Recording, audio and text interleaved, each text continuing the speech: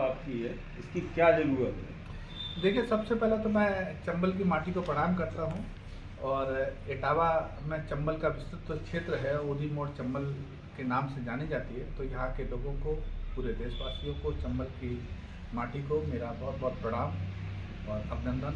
मैं ठाकुर जोगिंदर सिंह भदौरिया, इस समय राष्ट्रीय संयोजक हूँ चंबल यात्रा का। आपका प्रश्न है कि इस समय चंबल की यात्रा का क्या उद्देश्य है और ये चंबल यात्रा क्यों प्रारंभ की जा रही है, ये मेरे समझ में आपका मूल प्रश्न हुआ। और चंबल यात्रा शुरू कब से की जा रही है?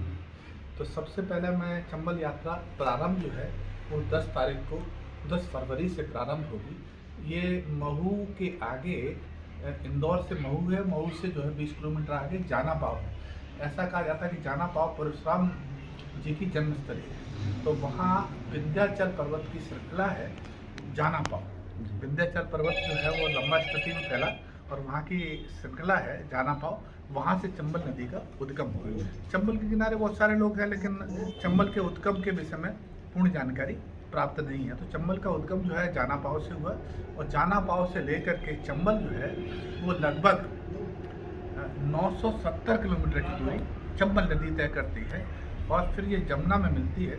चंबल नदी इसके अपने स्रोत है। ये सब जगह से जो फैली है ये अपने स्रोतों के अपने बल पर।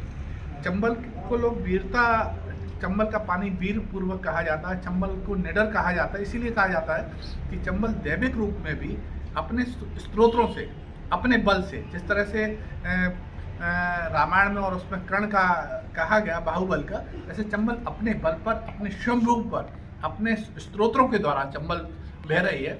और देश में एकमात्र चंबल ऐसी नदी है जिसका पानी आज पूर्ण रूप से पीने योग्य है, पूर्ण रूप से स्वच्छ है, पूर्ण रूप से निर्मल है। लेकिन चंबल क्षेत्र को लोग डकैत